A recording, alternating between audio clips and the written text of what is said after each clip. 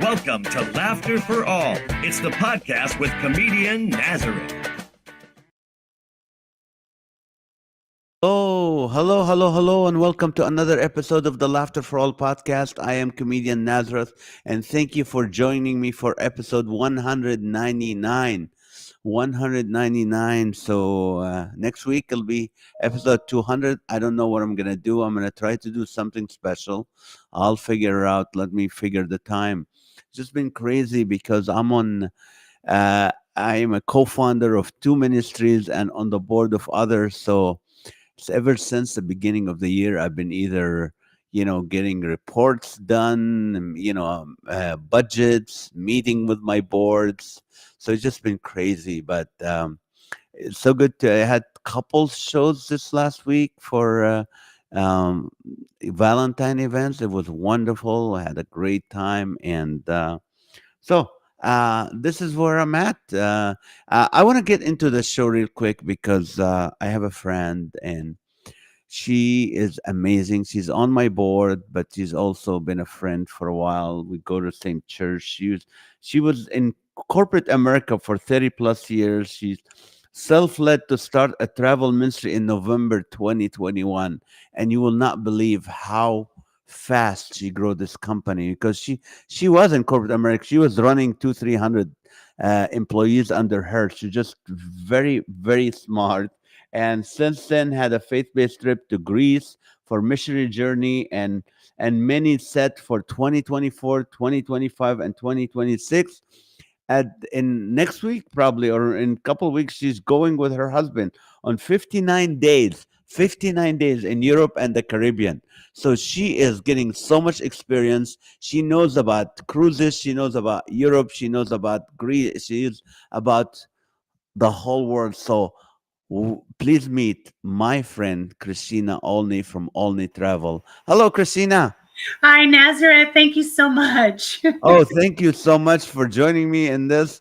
And it's so good to see you. It's so good that you're taking the time today to be with me. What made you leave corporate America? you know, for me, the time had really come. My husband and I had started praying about 3 years earlier about how we could start doing work in the kingdom. Hmm. And as we were praying, starting a travel ministry and being a travel advisor just came to me, and I think God has just really continued to bless it. So I'm really glad that He answered my prayers. That is awesome. And if you guys don't know, her husband, Greg Olney, was on episode 190, 95, or 96. He wrote a book about distraction, the great distraction. And it's a wonderful, wonderful couple. I love these people. Just quickly, I think the way we met is I was doing one of my Laughter for All, outreach concerts in Corona, Mhm. and you finished the story. Yeah. So I again was working in corporate America. Greg also had a very demanding, fast-paced, high responsibility position, and I saw Laughter for All was being advertised on my Facebook page, and so I called him up and I said, "Honey, how'd you like to go on a date tonight? There's a comedian, and I think you'll really like it. So let's go." And he of course, joined on, and that's kind of how it all started. That night, you had a great show. We laughed, and it was a full house. It was so awesome. And at the end, you gave us an opportunity to really think about the people that we have in our lives that hadn't yet found Christ, and what we could do to pray for them.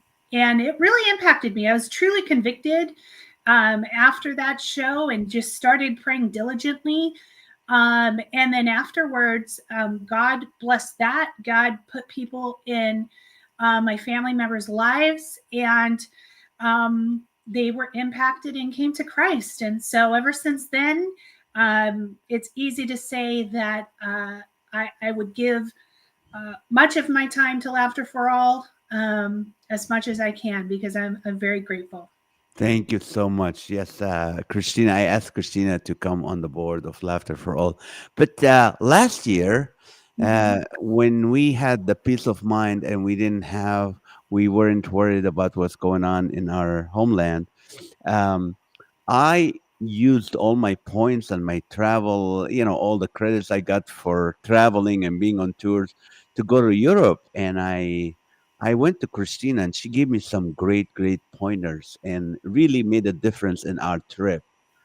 So that's why I had her on the show today because she's going to give us some wisdom and some advice and some ideas about travel and how to do it. So I'm going to jump in. S- so you're going with your husband 59 days to Europe and the Caribbean. Yes. Uh, Tell us what's the itinerary? What does it look like? Oh goodness. Okay. So we're starting in the Netherlands. We're actually going to take a river cruise on the Rhine River through Holland and Germany. Then we'll be flying into Switzerland and staying at the base of the Eiger Mountain in the Swiss Alps. We'll be taking a train to northern Italy, staying in the lake region on Lake Maggiore, and then traveling through the Italian Alps to see the Dolomites and some of the other lakes like Lake Como and Lake Garda. And then we're actually traveling down to Rome, where we're going to get on a 23-day ocean cruise through the Mediterranean. And so from there, it's going to be Italy, Sicily, Gibraltar, um, Turkey, Greece, Bermuda, Portugal, and then they'll drop us off transatlantic in Florida. And then we'll take a flight over to Jamaica and spend 9 days in Jamaica and then come home. Now, did how did you put this together? I mean, how much studying you do to be able to come up with this? A Like lot. adjust the flight and the time and the cruise and all that. Yeah. So I would have to say probably about 75% of what I do is research. And so, whether that research be in person, like this trip, which will really give me a good indication of, you know, what's the feeling, how's the travel, how to get from place to place, and find little nooks and crannies that maybe other people off the beaten path wouldn't know. Mm. But then just simply, I'm surrounded by a network of amazing travel advisors, amazing faith based professionals that have been doing this. My major person that I go to, or people, I should say, have been in the business since 1974.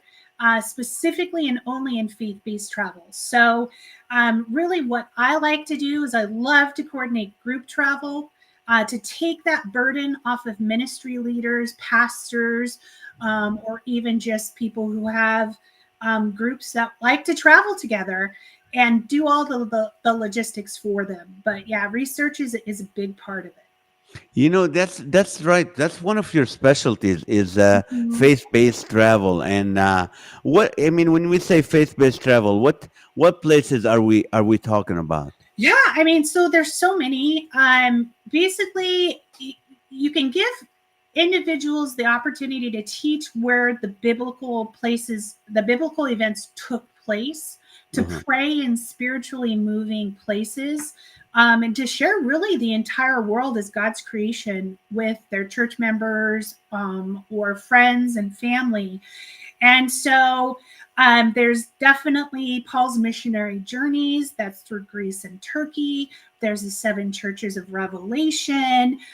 There's even some places and some itineraries that will involve the Reformation, or even women's retreats, pastors' retreats, couples and marriage retreats.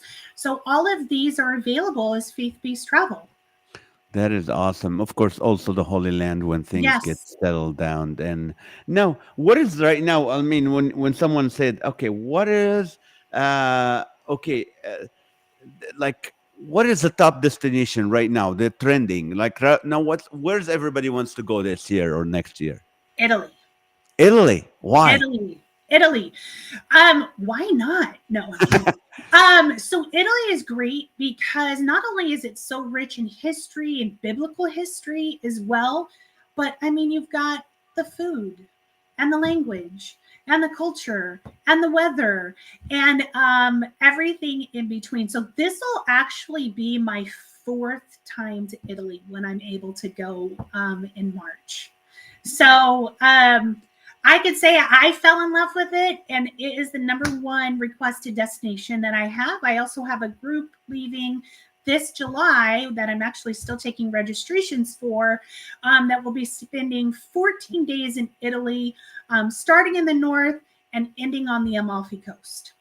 Oh, that's awesome. You know, last year when we went in August, we thought France and Nice was beautiful. But then when we got to the Cinque Terre, and that was your advice. You're the Mhm. one who gave me that advice to go there, and thank you for that. And Portofino. So there's a lot of these beautiful places that you go to. Where's somewhere that people don't think about, but it could be a great travel destination? Hmm. You know, I would have to say the islands of Greece. The island of what? The islands of Greece. And Greece. so, yeah, so a lot of people think about mainland Greece, or they may even not think of Greece at all. But we just spent about 9 days on the island of Samos in Greece. No one knows about it. You Mm. go there and you have this pristine blue ocean and the Greek culture and food, and there's plenty of places and plenty of islands that you can just really find pristine waters in. So it was just beautiful. Loved it all. Now, if someone says, let's say, uh, in the old days, you had to go to a travel agent to be able to find out the airlines, find out the cruise lines, you find out the hotels, Sure. and now with the Google and with airline travel and with everything online, why should someone use a travel agent I really only get that question from people who haven't tried to book their own trip before. I think that people find in doing that now you have that capability, and I tell anyone that if that's the way that you want to go, more power to you.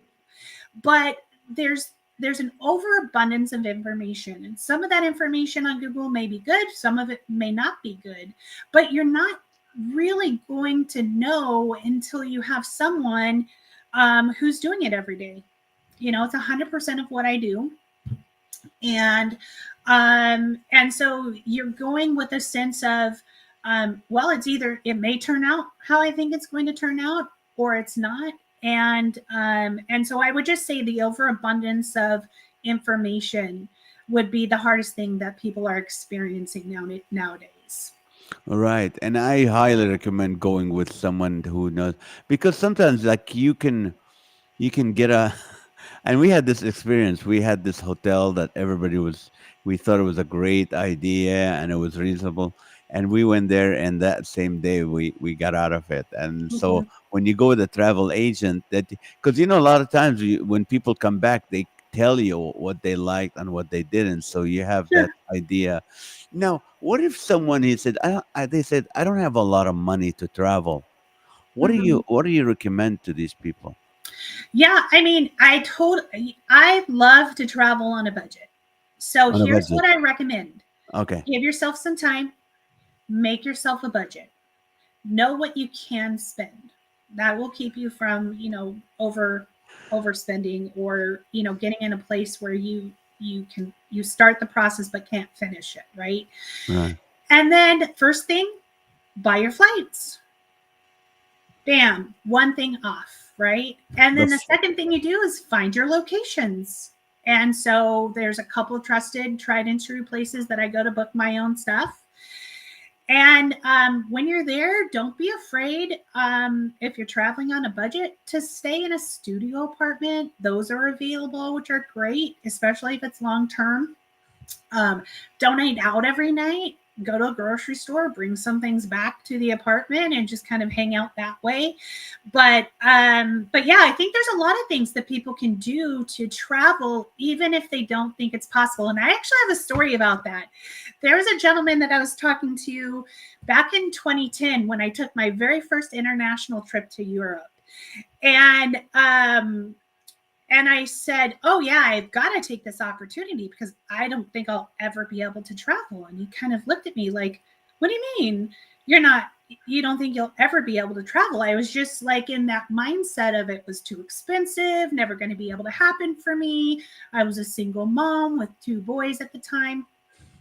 And he just kind of really looked at me and said, "Oh, no, no, no, no. It's totally possible. And you just have to just really put into perspective what you want to accomplish." And so, if it's really just to see the sights and take in the culture and walk around town, I think the world has opened up. So, everyone who wants to do it can. So, Right. don't let that keep you down. There's ways around it. So, Now, do you do trips in the U.S.? Like, do you have to certain tours in the U.S.? yeah, definitely. So I have some on the horizon that I'm working on that I can't really disclose right now, but I can tell you that there are many places in the U.S. that are of interest to those who are Christian faith based, as well as just beauty. So I do have one thing I can talk about is a trip, a cruise to Alaska I have going on next year in June in 2025. Alaska is just a beautiful place to see, God's glory. And then, river cruises in the U.S. are actually very popular. In And the U.S., in river the cruises. U.S., yes, I believe it did or not know not. that. Yeah, so there's three main areas that I'll be targeting these next few years. One would be the Mississippi River. I think a lot of people know of that one just because simply the river is so long and all of that. Um, there's the Columbia River. Uh-huh. And then the Great Lakes region has some really cool land and tour options as well. So, yeah, there's a lot of things in the US that you can see and just really enjoy. What do you recommend for people with kids? Where should they travel? Ooh, you know what? That's such a loaded question. And that's because there's just so many families that have different uh, wants and needs and all of that. And that's the really great thing about engaging a travel agent when you do have families, is simply because those trips can be curated and put specifically to your family, your budget, your time frame, and then what do the kids want to do? Are they young? Are they older? What are their interests? What are your interests? And how can you make all of those things mingle together and be a success? That's true. And I personally, I mean, using a travel agent, sometimes if you're a busy person like myself, you don't want Mhm. to you don't want to spend all this time. I mean, sometimes maybe it costs a little bit, but at least you're going with somebody's advice, not Mm, just like something you see on the hotel's recommendation, or oh, this is a nice place. Because I think one time, and just to give an example, I was planning the Europe trip. I said, okay, well, what I'm gonna do is instead of flying all five kids, I'm gonna take a car and I'm gonna go from Barcelona to Nice to Italy, and then you go, wait, Nazareth, you're taking a rental car from a different country to another country to another country with the insurances and all that. I was like, you're right. I can't do that. So that by itself, I know some people go, "Oh, I can do all that and travel." If you're not really used to traveling and you've never been to those countries and stuff, it's always good to have a travel agent. And I'm not saying that to promote you or anything, but I'm just saying this is something what you do. What do you recommend for couples? Let's say their kids are Oh, out of the house and now they want to travel alone again. yes, What, yeah. that's what you and Greg are doing. Definitely. Yeah, I mean romance, right? Yeah, Romance what's a is, romantic trip looks like? oh, I would have to say again that can be as unique as the couple themselves. So for some people, romance is having a little nightlife, some beach time and snorkeling and water sports and sunsets on a Caribbean island, and others it's taking a river cruise down through Provence and Burgundy in France and soaking up the wine regions. Mm, And so it just really again can be different for everyone, but I think those are two really good options that I plan on doing myself very soon. So yeah. that's awesome. And I know when you come back, you're gonna have some ideas for all of us. But what do you recommend for people who's like, you know what? I can't move a lot. I probably may be using a walker or a wheelchair or something, or I can't walk too Mhm. much, but I Yeah. want to enjoy traveling. What do you recommend for them? Yeah, I mean, I think accessibility has opened up a lot in the industry. You're not going to find any country that's going to be more accessible than the United States. I mean, I think that we've taken great strides here in this country to make sure that those with all types of mobility challenges are comfortable and able to navigate. As you go into some of these older medieval places, that kind of gets harder and harder depending on where you are.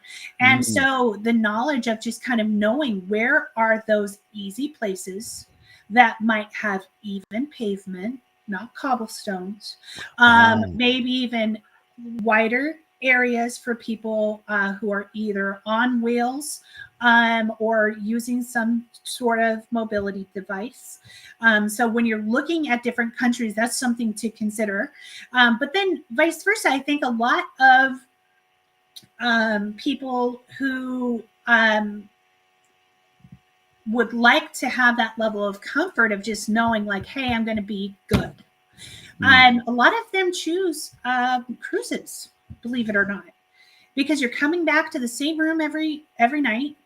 You get to go and see a lot of different places, and most of the ports and the cruise lines, whether it be river cruises or ocean cruises, have the ability to accommodate whatever those needs might be. right. Speaking of cruises, and you know a lot about cruises. I mean, there's so many out there and so many different ones. What's your recommendation when someone wants to book a cruise on their own? What do you recommend for Yeah, them? I mean, I will give anyone tips. Okay. I'm one of those people that I'm like, more power to you. But it really depends on the situation. Is it two people, one room? Great, go for it. I'll ask you a couple of questions. I'll even give you the name of what cruise line I think is best. But when we're starting to look at family reunions, we're Mm, starting to look at teams traveling together, maybe a worship conference that wants to be had, or meeting space that's needed, or 25 people, or whatever the case may be. I think that's the really great time to engage when it comes to those cruise lines, because there's all types of perks and groups and all types of things that can happen when you want to do something like that. So yeah, just reach out if you have questions. I'm happy to help with any of that. that is awesome. Is there a certain cruise line that you recommend or one that says stay away from? Oh no, no. I think that um, everyone has their opinions, right? And I think those opinions stem from the fact that their expectations were either exceeded or were not met. And Hmm. I think that's just clearly just from the knowledge of, like, they didn't know that that's how it was going to be. Mm. And so with particular cruise lines, it really depends on what's the demographic that's traveling. Is it multi-generational? What are your expectations for the trip? How can we make these things happen? And then the other thing is, people will say, hey, is this worth it? Or is that worth it? I'm kind of able to walk through whether a drink package would work for them and whether it's, a good bang for their buck type of thing. Whereas if you didn't have someone to kind of bounce those things off of, you might not get exactly what you want. Right. Now, uh, as far as, let's say someone wants to go directly and book something for a cruise or a hotel, what advice do you give them to get the best deals? What do you recommend? Or what do you do to get a best deal if you were not a travel agent? Yeah. So if I wasn't a travel agent and I wanted the best deals, believe it or not, there's these thing called last minute deals. And Last there's minute deals. last Okay. minute deals, and almost every mass market cruise has them. They might be called something different, but it might be 90 to 100 days, 120 days before they sail, and they just haven't sold the rooms that they want to sell. Now, not every cruise is going to be on there, but if you're just like, hey, I've got a little money and a little time and I want to go for a really good deal, get on there, because look for those last minute deals, and I think that you'll find something within your budget, something really good. Now, what about culture? Like when you send a group somewhere, do you have to educate them on the culture, how to behave, what things they should be? I think it's depending on your audience. I spend extra time with my clients who have not traveled. So those who they've never been on a cruise or they've never been internationally, I would have to say that one of the benefits of working with me is I'm going to walk you through it. I'm going to tell you some of the things that shocked and surprised me the first time I saw them. I'll tell you some funny stories about things that happened to me because I didn't know about certain things. Um, so I think that that's a true benefit for those who are super well traveled. You don't have to really worry about it, but people will have their questions. And but yeah, I think that people expect sometimes, if they've never traveled, things to be exactly like they're here in the US, right? I mean, Mm. it's just they've always grown up with it. That's all that they've ever known. um and then when you see that the medieval towns specifically, there's going to be things like stairwells and roads and water systems that they're different because it's been thousands of years. So yeah, really interesting question though. So again, yeah, mostly for those who just haven't traveled a lot, or maybe it's their first time to a specific country or region. Yeah, I'd give them the insight on that What for is sure. something funny that happened to you during your travels? Oh goodness. Okay, I think it wasn't funny at the time, but Okay, of course. it's funny. So this is the number one reason why I tell people who've not driven in other countries to don't do it. Right. Okay. So that's my first thing. Their train systems are so good in Europe. You really don't need a car unless you're dead set on it. But anyways, so I'm traveling from Holland to Germany. Uh-huh. We decide to rent a car. First time I've driven in 5 months, and it's supposed to be a 3-hour trip. I'm like, great. This is back when the GPS Garmin, you had to download. There was no satellite, Oh, right? I remember. Yeah. Yeah, you had to download the maps so that you knew where to go. And I was like, great, we've got that. We're going everywhere we need to go. Well, come to find out, they did not download Germany. They downloaded all of the other countries we were going to, but not Germany. So my 3-hour trip turned into a 9-hour trip. Okay. Because we Wow. got lost. And so with that, when I went to a gas station, it was out kind of in the middle of the country.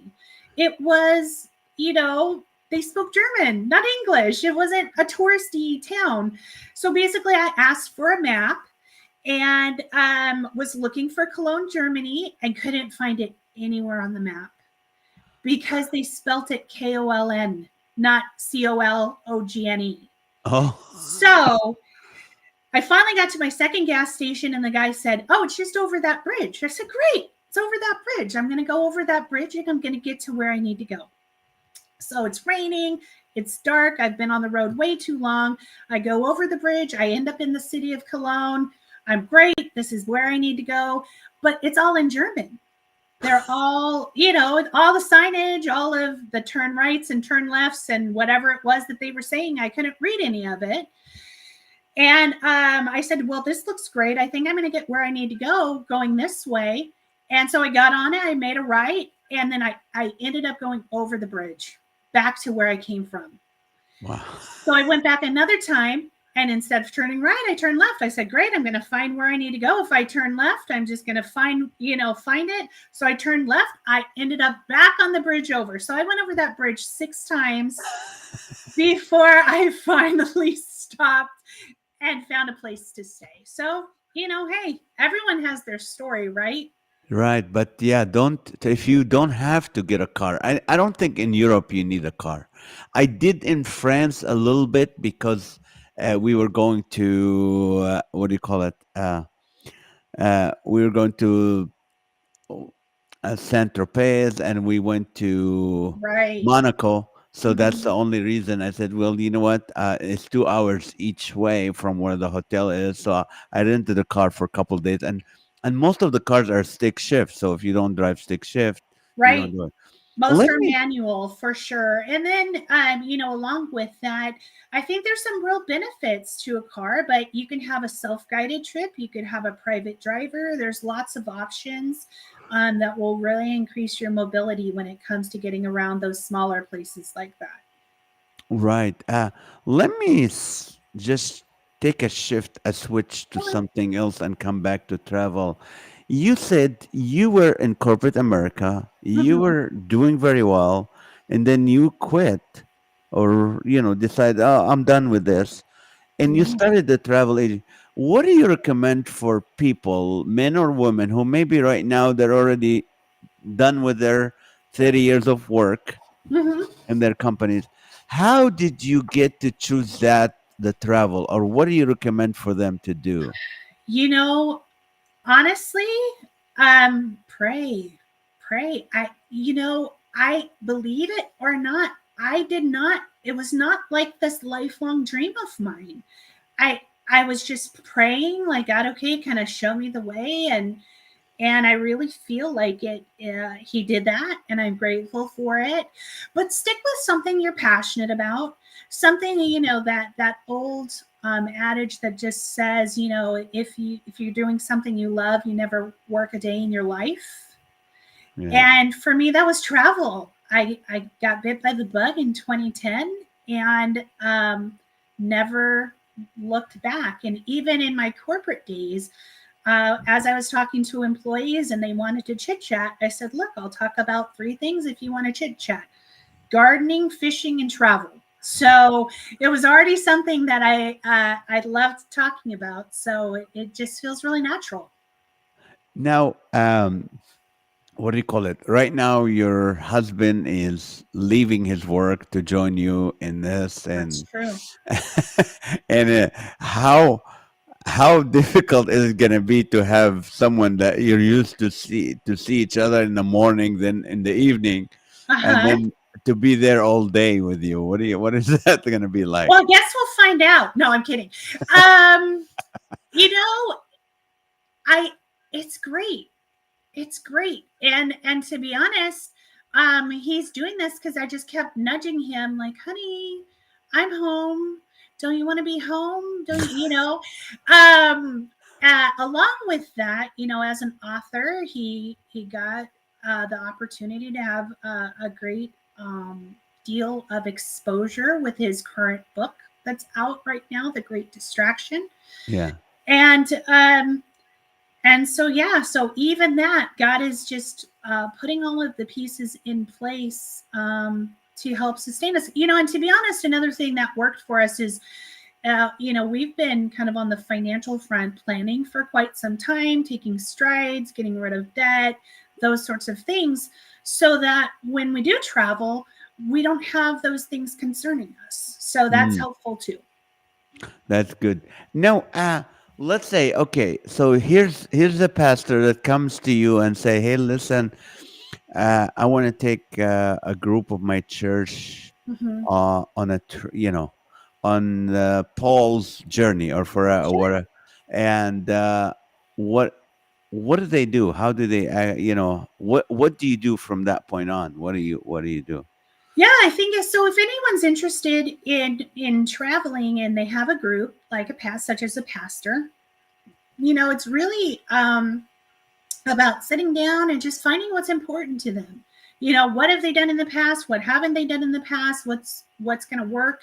The other thing is that I get to alleviate a lot of the administrative pressures off of that ministry leader or pastor, because I get to do all of the stuff that essentially I don't think they would want to do. They want to be with their people and they want to have fellowship time and all of that. And I just get to do the things like take passports and registrations and deposits and money and coordinate and advertising that will free them up to continue their work here in the States, so that when they get on the trip, they really haven't had to do much except for get people excited about it, get the word out, um, and then be the spiritual leader. And that's what they, get to do.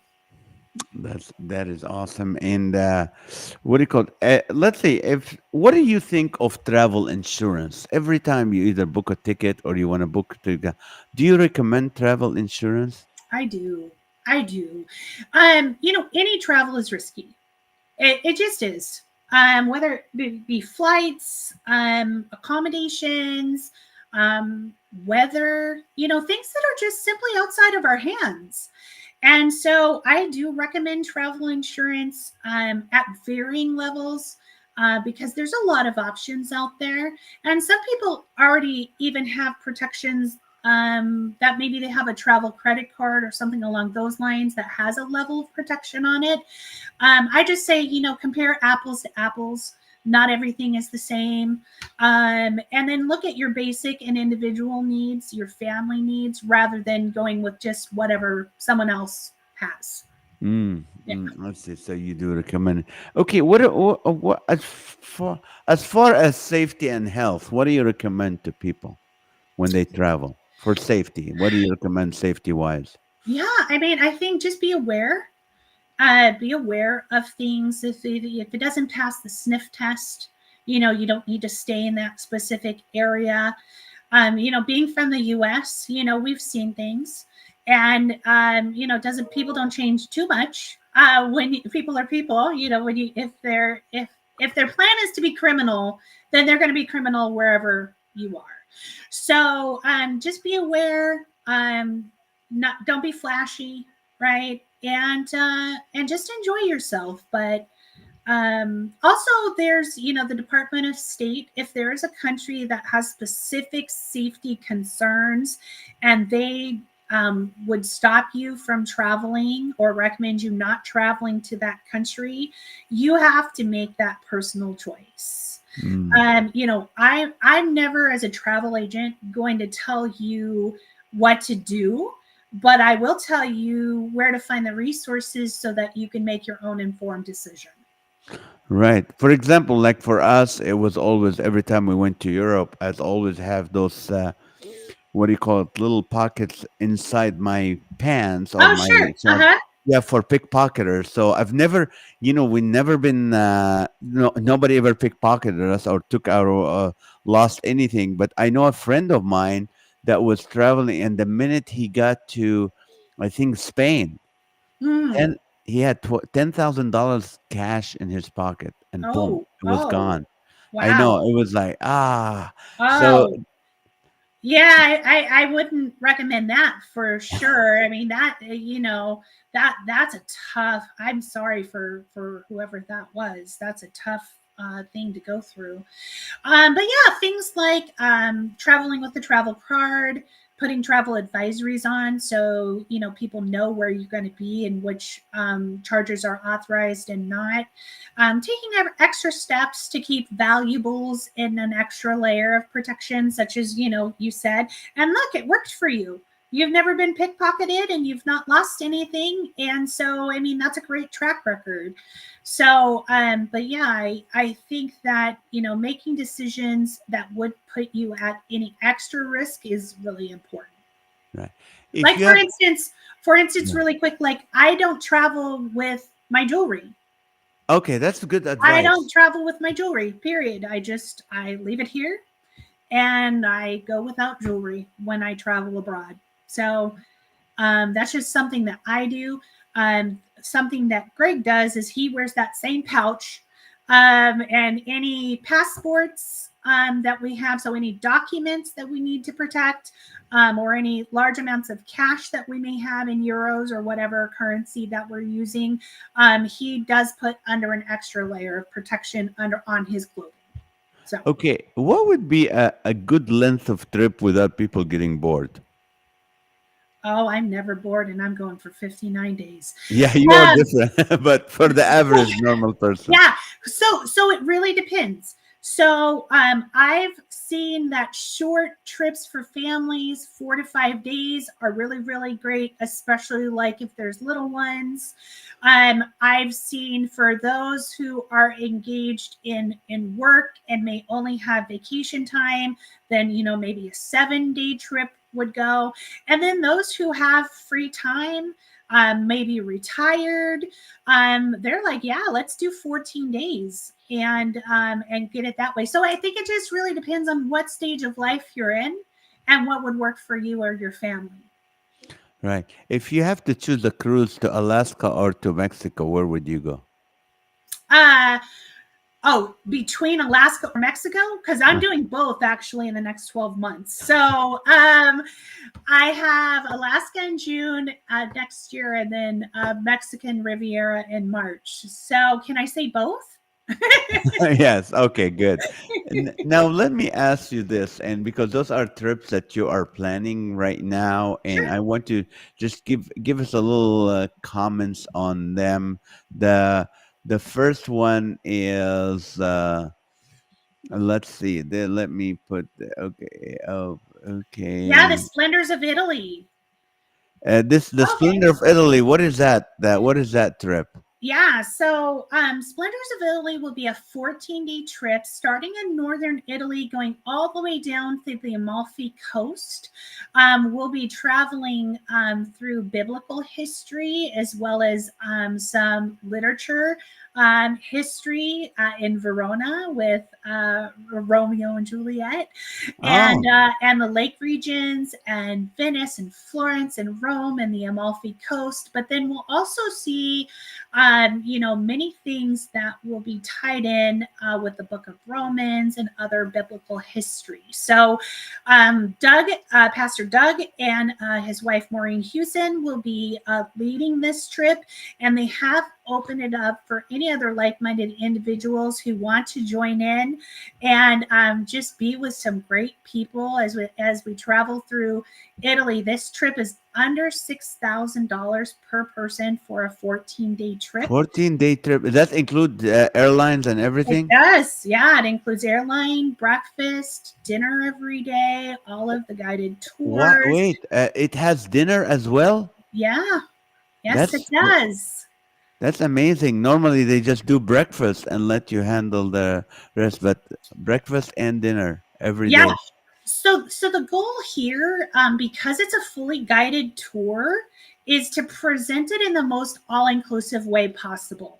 Because when you pay for a trip, you want to know really what you're spending. And so that's one of the things here. If you're interested in that or feel that you want more information, I certainly could get that to you. You would just reach out to me, let me know. And the registration on that ends March 11th. March 11th. Yep. Okay. And the trip is from July 9th to July 22nd. That is awesome. And I mean, Italy is beautiful that time of the year as well. beautiful. We I were, mean, their weather is much like ours. And so, it's pretty here, it's pretty there. Plus, we're going to be on the coast. It's going to be amazing. and I want to tell people this is something interesting. If you're in Italy, you know what, and you're under 5'9" of your height as a man, I highly recommend buying clothes in Italy. It's cheaper than buying them in the U.S., but they fit a lot better because most of the men there are, in that height. So Mm, you get to find clothes that fit you right there without having to do any alteration. So here that's you a go for great that. tip. Yeah, it just Yeah. yeah. The other place Oh, is yeah. this one. Tell us about this one. Yeah, so starting in November, there Doug and his wife Maureen also are leading a trip. Now this is a luxury trip on the Danube River for the iconic Christmas markets, and so the price point on this is per cabin because it will be on a river cruise, and so that varies. But I think it's going to be beautiful. Personally, there's no time like Christmas in Europe. One of the things that I love about it is it's really about Jesus. It's really about coming together as a community. And as you go from one Christmas market to another, you're going to be really able to see the specialties in each area and the rich history. Plus, it's cold and you get some hot cocoa, and the ambiance is there, and the music and the entertainment. So, it's going to be a really great time. That will start in Budapest and end in Prague. And I'll be taking registrations for that until July of this year. And this is for what days are they going? It's November 29th through December 10th. Wow. Which is the day after Thanksgiving. So if anyone's wondering, it's the day after Thanksgiving. But there's another option if you want to spend a couple extra days in Budapest and go before Thanksgiving. There's that option too, to get some more time. That, so what about, let's see, do you so these people, they're gonna stay in cabins on the river cruise ship? Yeah, so it's dual. So it'll be cabins on the river cruise ship traveling from Budapest to Nuremberg, Germany. Oh, been there. And then in Nuremberg, we'll get off, we'll disembark the ship, and then we'll go to Czech Republic in Prague. And so there'll be 3 nights in a hotel stay there.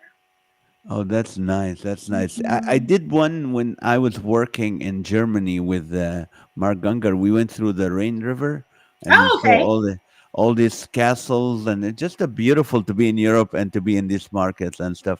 Now, do you recommend people should get an Airbnb overseas or wherever they travel overseas? Well, I do. I think it depends, and you just have to be smart. Again, it's one of those things where I will tell people exactly which Airbnbs I've gone to, and I won't recommend the ones that I wouldn't go back to. It's a little bit of a crapshoot. I do it. I've been doing it for a number of years. We like it, but I can tell you one time specifically in Venice, we were misled. And so that was an unfortunate situation. So, I mean, it's a crapshoot, but when you're dealing with a hotel and a place that has been around for a while and it's not moving and changing, and they have, hotel ownership and stuff like that, you really just have to choose which one you want. Now, if it's long term, an Airbnb might be the best option. Yeah. Or if it's like a family trip, that could help too. But hotels, if you really want to know what you're getting and you need to know what you're getting, stay in a hotel. That's what we did. It's funny. In 2016, I think we went to Europe first time, and we book. I always book hotels. Number one, because I either have points from all my travel, or I Mm. just like to stay in a hotel. And Maha loves very clean. She doesn't care, and it's just she wants it to be clean. That's all she has. Yeah. Well, so a friend of ours, a neighbor of ours, he said, "No, when you go to Italy, get an Airbnb." And we went to Verbo, not Airbnb. Okay.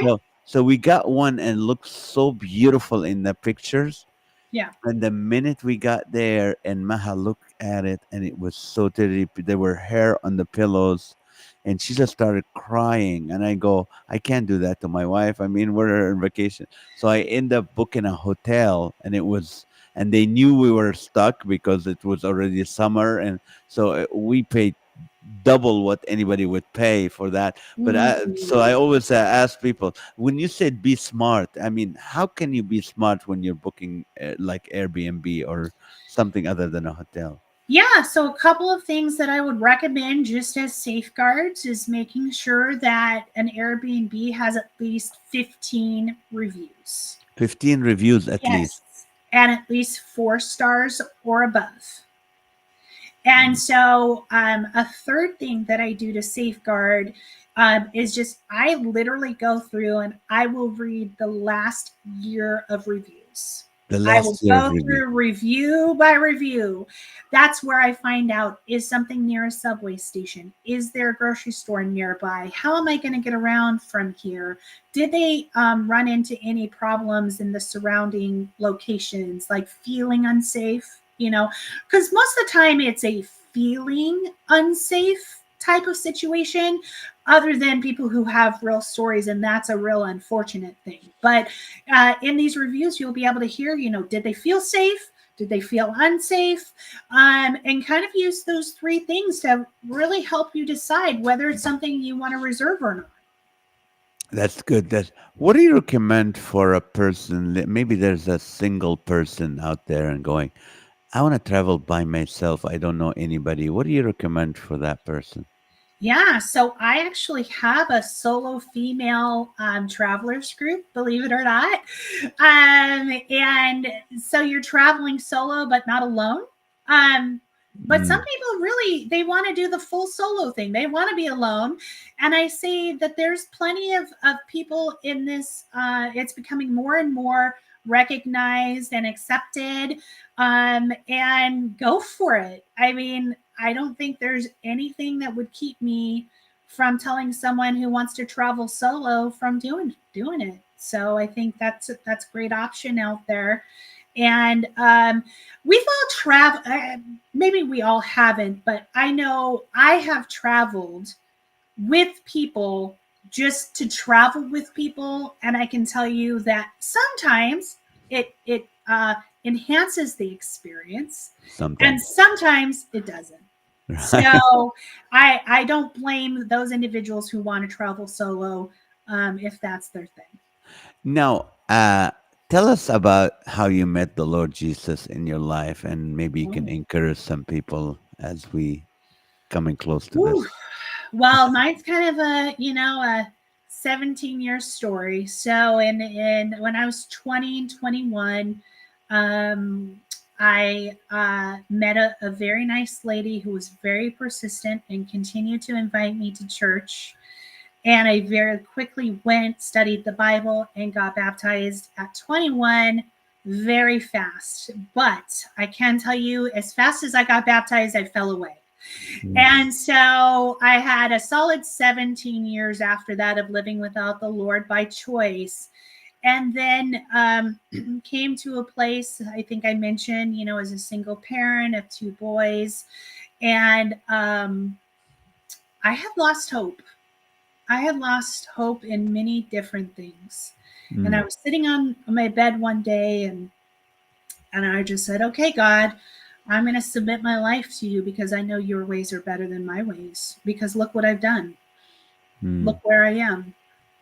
And so on that day, um, I submitted, and totally grateful for the path and the love and the grace and the mercies that He's given me, because honestly, I was living a life that I truly believed that if nobody knew what I was doing, then it wasn't really going to affect me. Mm. As long as no one knew what I was doing. And so, yeah, after that, I started diligently studying and tithing, and God continued to bless me in many ways, and working in ministries. Then I met my wonderful husband, and we got married. And, God has over and abundantly blessed me more than I would ever know. So that's my story. That is awesome. And you're an encouragement, Christina, because you do, I see how the Lord is working in your life. You're blessing you with Greg, with your business, with your being, right now you and Greg, your husband, are running the Dave Ramsey's University, which is a financial. And can you give people one financial advice so they can start saving for travel? Um, Start saving for travel. Don't get into other debt. And budget your money, have it ahead of time, know how much you could spend. And then that way you can enjoy your travel and not still pay for it when you come back. So that's what I would encourage you to do. Okay, how can people get a hold of you to be able to either book for their church, they book for their group, for their family reunion, they book for their events, or even if they have questions before they even book, what should they do other than scanning this uh, this Yeah. QR code? How can they get a hold of you? Yeah, so the QR code is going to go straight to my website. You can input your contact information there, any questions you may have or locations you want to talk about, and you can find me there. You can email me at Only allneytraveladvisor@gmail.com. travel advisory or Advisor uh-huh, advisor.com. at gmail.com. Okay, hold on. At gmail.com. Okay, this is going on. And Oh okay, yeah, yep, exactly. That's it. And that's on then you can also give me a call. I'm at 714 726 726 uh 0775. 0775. And I want to tell you guys, you know what? If you have any questions about travel and stuff, don't feel like, oh, if I have to call her, then I have to book or something. No, no. Knowing Christina, she will help you. She'll give you some advice. She will help you. If your church is thinking about doing something, maybe if it's your group that's going, what are we gonna do? Or we're tired of going to the retreat center, and you want to do something even in the US or abroad, Mm-hmm. you can check with Christina. Number one, she's a fellow believer, a fellow sister in the Lord. So she's not gonna send you places that you don't want to be there. Number two, if you want some biblical places or stuff where to make that trip, also like a missionary or some you went on a missionary trip in Greece and stuff. So just talk to her. Let's see what she can do to help you out, maybe give you some wisdom. Yeah. Or if you want to go on a cruise, give her a call and see what cruise lines would be the best for your trip and all that. But this is not, this is a friend of mine. This is not someone like who paid us to be on the show. This is a friend. That's why I put my name behind it, because I know Christina person, I know Greg, and we love these people, and they love the Lord. So thank you, Christina, for being on the show, and thank you guys for watching. Now I don't know what next week will look like. We're gonna do something maybe special for show 200, and we'll find out. So, thank you guys for watching, and you guys have a great night. Thank you. God Thank bless you. you, And thank Naz. you, Christina, for your Mm-hmm. time. I appreciate that. All right. Thank you guys for watching. We'll talk to you later. Tell your friend to subscribe if